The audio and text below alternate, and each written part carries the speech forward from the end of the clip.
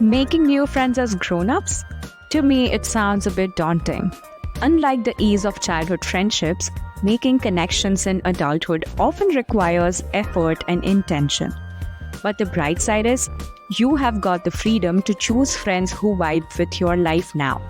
Shared interests, values, and maybe even a mutual love for mimosas. But if you're like me, it can come with a lot of social awkwardness, and you're often faced with constantly requiring external validation. But it is important to realize that beautiful connections can blossom at any stage in life, and you can end up meeting people who could become an irreplaceable part in your journey.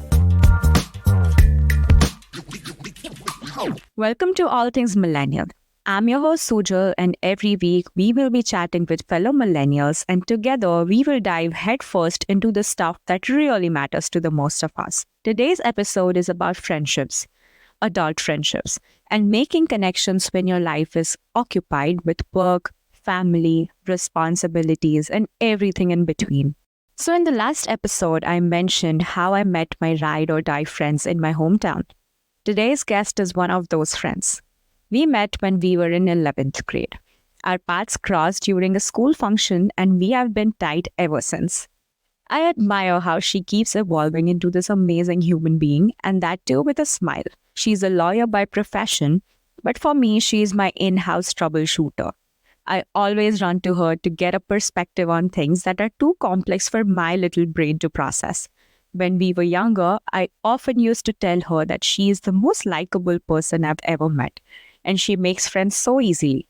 And that's exactly what we are going to talk to her about today.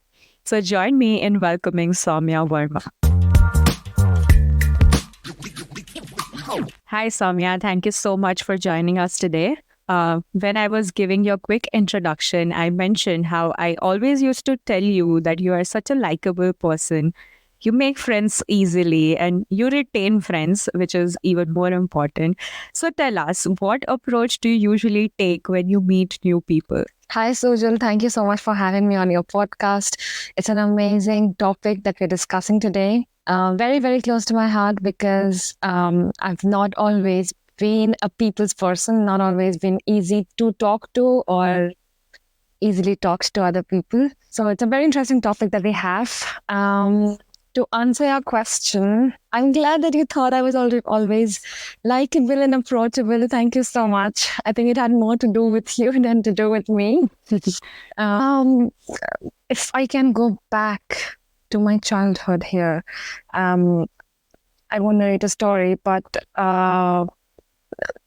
growing up, I was not very friendly with people or did not connect very well with people. I was an introvert.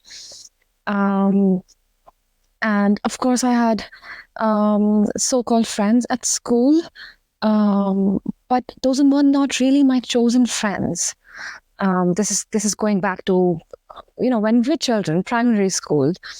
You don't really choose friends when you're that young. You connect with people who you're sitting next to, or who talks to you in class, or who the teacher tells you to pair up with. So you don't choose your friends. And I always somewhere knew that I wanted to be able to choose my friends. I knew that the people I'm talking to, the children I'm talking to, are not the ones I would have chosen if given a chance to choose. So I think that played a huge role when I grew up, and I could actually choose friends for myself.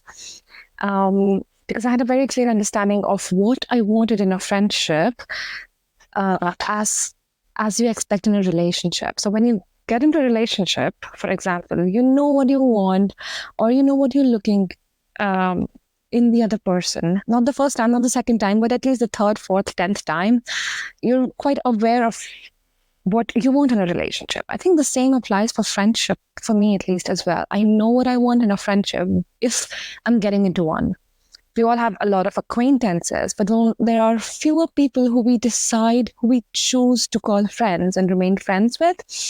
And because I am aware about what I want in a friendship, what I expect, what I want to give, so it makes it a bit easier for me to make and retain friends. That's a great point. And when you mentioned we were often made to sit with someone or be friends with someone, there was a factor of popularity as well, right? Because when we would tend to be friends or try to be friends with people who were more popular in school, and that affected your mindset too. And once you grow up, you realize that, okay, these are not the kind of people I want to be spending my time with. Exactly. I think, Exactly. yeah.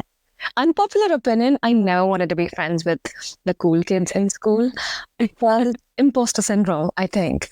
I never felt like I would fit in, or I would be interesting enough for the cool kids to talk to me. So I never wanted. Maybe because you were the cool kid. Maybe. Nobody others looked at it. The cool kids usually have a lot of friends. I did not. So I knew I wasn't the cool kid. But, that changed when so Sujal and I, we met at school, high school. But my view of friendship basically had already changed a lot by the time we had met. So I don't think. Also, what helped was because I changed school in high school, I didn't know who was cool. I didn't know who was uncool in your school. So I just made friends with people I really connected with, and we really vibed. Yeah, but I especially remember when I moved to Canada from India, which was more than 5 years back. I already knew a lot of people when I moved here. I was already going to share a place with people I used to work with, and they're 5 years back. So, how did it go for you? Because for me, it was a lot of shift in terms of friendships. It was a lot different when I was friends with people in India, the same people when I came here with me to Canada. It was a big adjustment for me at the first. So I really wanted to get your perspective on this. How did it go for you? It was also, like you said, a big shift for me, moving from India to Europe at a very young age, not knowing anyone here, not knowing what to expect. But I think what really helped me was that I was very open to being uncomfortable when I made the move. So before moving, I knew I would be put in a situation which is not comfortable for me, which is not familiar, where I don't have a lot of people I can lean on. But I was very willing to get in a position, get in an uncomfortable situation to make those meaningful connections with people.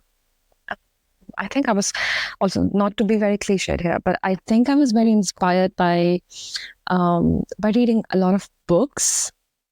Specifically, if I can remember, it was Alchemist, where the protagonist embarks on a journey. It's very, very different, but he still goes on a journey, and he had to take risks and embrace the unfamiliar to make connections, to build connections in a new place. And I had always been very inspired by stories like that. So when I made a move to Europe, the initial transition was definitely very tough for me, as you can expect, but it forced me to get out of my comfort zone. I joined some cultural events, I joined community groups. I was more participative at my university as well, so I could make more friends there. I was joining social events in the evenings. So all these experiences allowed me to connect with people from different backgrounds, and then also help me choose who I want to pursue a relationship further with, the friendship further with. It was not an easy step outside my comfort zone because I'm not an extroverted person per se. But I really wanted to reinvent myself and make the most of my time in Europe. So I think that happened very organically. And I think you mentioned a great point about joining cultural groups or meeting people at such places, because every time I have tried to know about other people's culture, their practices, it has always helped me be closer to that person and actually filtering it out whether or not I want to spend like more time with them or they are not for me. 100%. Yeah, I think that brings me to the point of listening to the other person.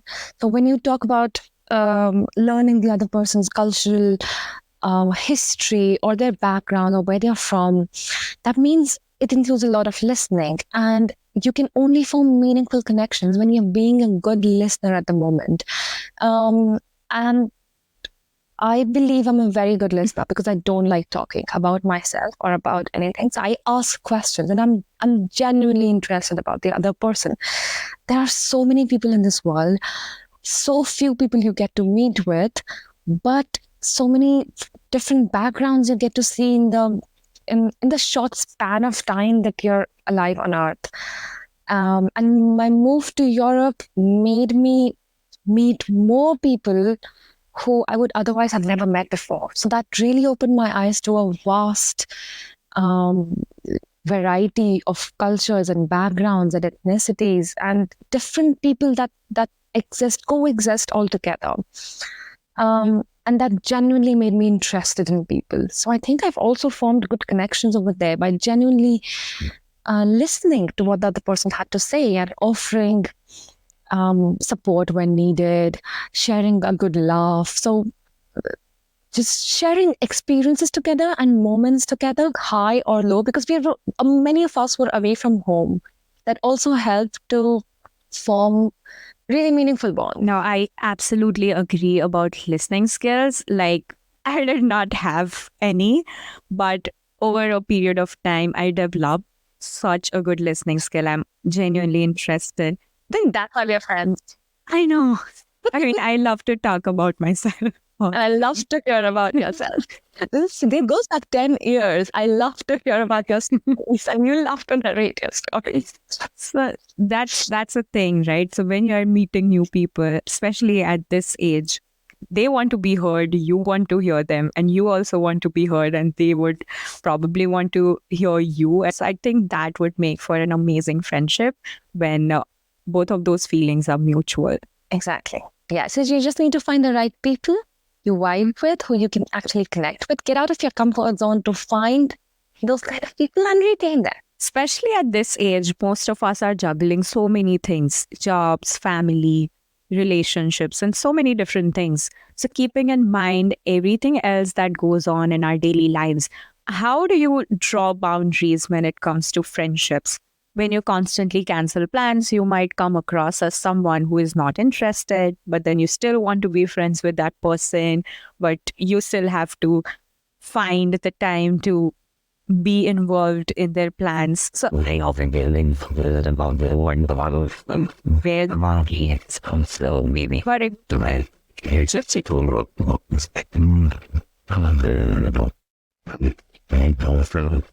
Keep putting in efforts to maintain the relationship. You can't expect a relationship, a friendship, to maintain itself without putting anything into it. But it is draining to already juggle, like you said, jobs and families and other relationships and so many different friendships that we have today. My experience has been quite positive in that sense. I have to say, all my friends have been very understanding whenever I've conveyed to them that I don't have the energy at this point of time to give into the friendship. And I've never had a lot of setbacks, or I've never had a lot of complaints from my friends when I conveyed this to them clearly. So I would say that working through commitments, working through different responsibilities, you have to be very open in discussing your limitations with your friends, but also at the same time offering alternate ways to support them in times of their needs and also be there for the friendship. So for example, giving you a recent example, I recall a time when a very close friend of mine was going through a turbulent time personally. And it was already very draining for her to do a full-time job, be there for her partner, be there for her family, and juggle her own personal issues as well. And I understood that there would be times when she would not respond to my messages, or she would not respond to events I organize for her, events I call her to, or dinner parties that we had. She would be missing some of them, and the rest of us never held her personally accountable for it. But also that was only possible when she was vulnerable enough to come to us and tell us that I'm juggling through some issue right now. Give me a month, give me 2 months to get my life straight, to get on path again, and then I'll be there for you, and then I can also welcome you and your help into my life. So she set her boundaries straight that she's not going to be available for the next 2 months. She's juggling with something, but because she made it so clear to us, we did not mind it if she was not there, and we were always there to support her when she was ready to accept our help as well. So I think it's very important to be vulnerable enough to set your limitations clearly with your friends. And I think that's the beauty of being friends with someone at this age, because everyone is in a similar boat. Everyone is juggling so many things at the same time. So if I wouldn't show up to an event, or if I wouldn't respond to a message for like 3 days, I'm sure my friend would understand. And if they don't, then that would be something to think about, especially for me. But yeah, I think that's a wonderful answer. Thank you so much. Yeah, thank you. I hope that you do not have a lot of friends in your life who would hold you personally accountable if you cancel things. But having FOMO is different than feeling very guilty if you cancel some plans. So if you have FOMO, that means it's just something that you personally need to deal with. But if you're feeling very guilty on canceling plans because you think the other person is going to get upset or get mad at you, maybe it's time to have a conversation with them. I agree. And talking about finding new friends, like I have seen so many apps similar to dating apps. I've heard about a lot of apps that would help you match with a potential friend. Like there's Bumble BFF, there's Wink, there's Peanut, which is geared towards people with kids. So have you ever considered using one of those, or would you if ever needed? While I personally haven't used any friend making apps, I know a lot of people who have and have found friends through the friend making apps, or how do we call them? Friendship apps? Okay, friendship apps. Yeah. And there's nothing wrong in that. Of course, you choose your way to make friends. Before I delve further into this question, before I delve further into this answer, it's also very important to note that it is not important to make new friends. It's okay if you don't want to make new friends.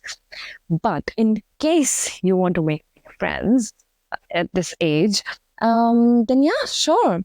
Friendship apps are as good as anything else. I would personally choose to engage in other activities, maybe join a class, join a yoga class, or join a gym class, or join a painting class, or join a poetry class, or join a book reading class, different events or different classes, and maybe make friends over there. But if that doesn't work, yeah, friendship apps are really good as well. You just put yourself out there, like mention your likes and dislikes, and if someone else has similar likes, you hang out with them, you see if you like them, and then you go ahead. Yeah, but if I were in a situation where I needed to expand my social circle very quickly, which I am not in a need right now, I would definitely give them a try. Yeah, no, that's a great point. Like right now, my social life is jam-packed, so probably not the right time to consider. But if I move to a new place, or if I don't know anyone, then I think I might give one of these apps a try. But joining yoga classes or a gym or anywhere where you would have shared interests with similar people, then I think that also would work the best. Exactly. And I think that's just a bit better for me, because I'm a huge believer in vibes, and I cannot get the right kind of vibes through a friendship app. And that's also why I personally, very personal choice, it's completely fine if someone does, but I personally would never date through dating app, because I don't get the vibes through it, and I don't want to meet 100 people. But okay, moving to friendship apps, I think if I meet someone in person organically, then have an authentic talk with them and see if the vibe matches mine and if we can have further relationship going forth. But that cannot really happen for me on friendship apps. So I'm not really very keen on them at this stage in life. Sure. Like, not, I don't think many people would relate to this, but when I meet someone in person, a smile could do wonders in knowing if that person would be the one for me, like in terms of friendship, of course. Yeah. And absolutely, a smile goes a long way. What is that one non-negotiable for you when making new friends and meeting new people? I'll go first. Like for me, when I'm out at a restaurant, I'm just new friends with a person. If that person is rude to a waiter or a server, then that is definitely not something I would like to see again. So definitely that person would be for me. So is there anything that you would like to share? I think the one non-negotiable for me,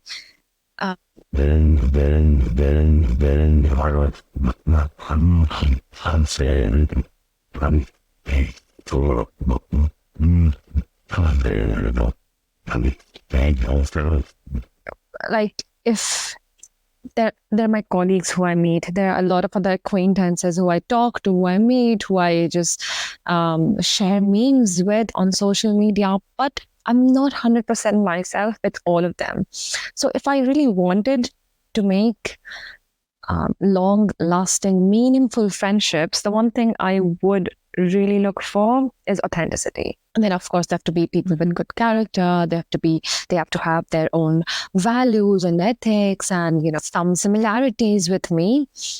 But one thing would be the most important thing would be to be authentic and vulnerable with me, to allow them to actually show who they really are, to build a meaningful friendship. But That's a great point. Like, that happens to me a lot. I spend so much time around people, as you know, all the time. I often face external validation anxiety, like social approval anxiety, every time I meet people for a long time, or I spend a long time with people. I often think about it for another day or so. Okay, I shouldn't have said this. Should I have said this? Was I being out of line with that person? Should I, like, it often drives that sort of anxiety in me, where I feel like, okay, after having a super social weekend, I need a day to myself, or I need an entire weekend to myself, or just me and my partner. So do you have any tips on starting to like your own company? Like, I do enjoy my own company, not to say otherwise, I do. But if I spend a day with myself, I suddenly start feeling even more anxious. I feel like, okay, I need to go out, meet someone. So there's this imbalance of emotions every time I spend time with people and then I spend time alone. yeah, I can imagine that. That completely makes sense. I think enjoying your own company is so important to avoid the external validation that we all seek for at some point or the other. In my own life, I think I found solace and personal growth in those moments of solitude. Whether it's just reading or taking a walk, or moments of just self-reflection, or just watching TV alone. In those moments when I've been with myself, helped me gain a deeper understanding of myself, while also building inner confidence. And I've realized when I build that inner confidence for myself, when I know that what I am doing and what I'm going, the way I'm confident in that, then I don't seek as much external validation or don't have that external anxiety when I'm meeting other people as well. It's very, very normal to think about what you said or how you acted or how you behaved in certain situations when you meet people. Um, but when you're confident in yourself, when you're alone, it will also help you be confident once you meet people. So to quiet that anxiety down. I think learning to enjoy my own company, that's why has been a very transformative journey for me. And it helped reduce the reliance on external validation to enhance that self-esteem. No, I absolutely agree. Like, I see a post on social media, you are out on a beach reading a book, and I always think, can I do that? Like, would I be able to do that? I might, just for an hour. I need to run back to people. Yeah. Yeah, no, I'm going to try that more often. I think it's very important to enjoy your own company because you can't rely on other people all the time to make you feel good and make you feel alive. Yeah. So yeah. And like you said, I feel kind of drained when I'm constantly around people. So I need that time to myself to regain my energy. And there's nothing really wrong with wanting to go back to people like you want to. I think it's really a matter of choice. If you once you spend some time alone and then you want to go back and enjoy the company of the people you like and you love and you love spending time with them, there's nothing really wrong with that. You're a social person. Should be fine. Hey, that brings me to my next question. So, I met one of my very good friends at my ex workplace.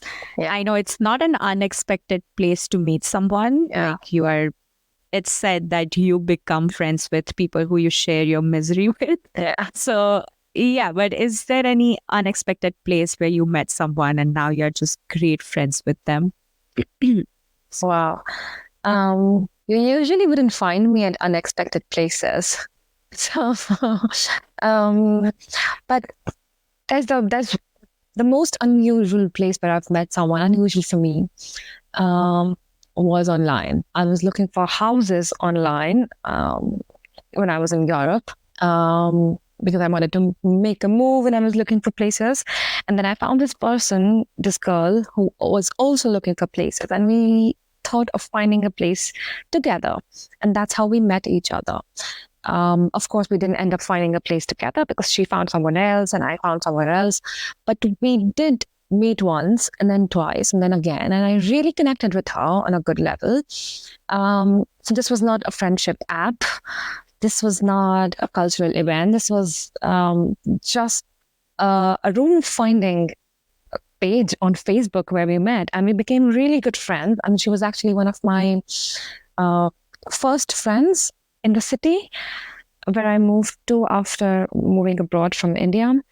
And she still stayed my friend. So I was really very happy to have a friend in her when I moved and really, really look forward to meeting her when I do as now. That's amazing, Soumya. And I would definitely call it an unexpected place to meet someone. But thank you so much for sharing your insights and your experiences with us today. Before I let you go, tell us about a day in your life. A day in my life. Okay. I usually wake up not too early. I don't know if 7:30ish is early for you, but it's very early for me. I'm not a early riser. So I wake up around 7:30. I have my balcony where I live now. It faces a lot of trees. It's like a huge park. So it's very calming and soothing there in the morning or in the morning wee hours. So I sit there for some time. I do not scroll through social media at all first thing in the morning. Not because someone's asked me not to, because I really genuinely don't find it interesting to scroll through social media first thing in the morning. I'm a very interesting person to me. I'm very boring as a friend. I feel I'm very boring in social events, but I love my company. I don't have a lot to add, I feel. But anyway, I really like my own company. So in the morning, spending even 15 minutes all by myself, sitting, hearing the birds chirping in the morning and the sun rising. It's really a very peaceful and calming experience for me. So I do that. And then sometimes I like to say it every time, but it's not every time. I get some exercise in. I prepare for my day. I make some notes and decide what I have to do. Get my morning intake of water with lemon in, and then eventually I start to work. I don't have an early breakfast. I start to work at 9. And then I think around 10 I take a break again, a small break. I make some coffee and some breakfast for myself. And then I start working. I work remotely, fully remotely, so I work from home all the time. So that kind of helps in sorting my day for me. It's easier to sort my day out if I don't have to go outside. So, I can take my lunch break easily. I take my lunch break around 1 o'clock. And then I finish work by 5, and I do not touch my work again once I finish it. Sometimes it's 5, sometimes it's 6:30. Of course, it depends. But once it's finished, it's done. I don't enter my workroom again. And then I always have evening commitments. Sometimes I'm going out to meet a friend. Sometimes I'm going out with my partner for a walk, or we get some exercise together if we didn't get it in the morning. I read a book sometimes in the evening. So evenings are always dynamic, nothing fixed. But I do get in my schedule 1 week ahead. So I know by weekend, I know how my next week is going to go. So evenings are, although dynamic, but still a bit scheduled like that. And then, dinner and some TV. And I prepare for the next day. I love to end my day by reading a book, but that's not always possible. Sometimes I feel like just scrolling on social media before sleeping or playing a game. My partner sometimes plays an Xbox, so I join him before sleeping. Otherwise, there are late night commitments, sometimes meeting a friend for a drink or dinner. Yeah, but that's how it goes. That's a great day. I would say there are so many things to take away from your day, especially But it's still very dynamic. not touching the social media in the morning. I mean, Right? yeah, I'm not obsessed with social media, but contrary to the opinion of everyone, I find it easier to wake up, get out from the bed if I'm scrolling through social media. Yeah. I'm weird. Okay, that was. But thank you so much for sharing so many great things with us today. Sujal, it was lovely speaking with you. As we wrap up today's episode, I would like to thank all of you for lending me your time and ears. We have many more interesting guests lined up, so please consider subscribing. Also, follow us on Instagram at allthingsmillennial_podcast to stay connected. If you're listening on Apple or Spotify, do not forget to rate the show. Until next time, keep dreaming, keep exploring, and keep being the amazing millennial that you are. See you next time. Bye.